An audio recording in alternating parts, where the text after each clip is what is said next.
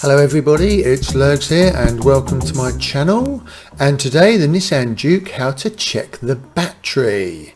So this is the Nissan Juke here, and this is basically just going to show you how to check the battery, make sure it's charging properly. So I've already got the bonnet open on the Juke. There's another link about how to do that above now, and the battery is on the right hand side here. So what you're going to need is you're going to need a multimeter. I've got a digital multimeter, so if we set that to the 20 volt setting, because obviously your battery is 12 volts, and then we're just going to check the battery while it's actually not running.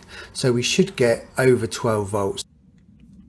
The black on the negative and the red pin on the positive,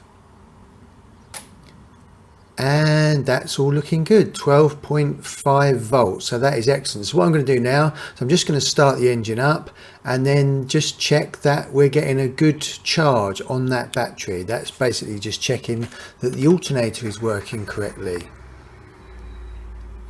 Right, so I've got the motor started. Let's go around to the front of the motor and check what the charge is.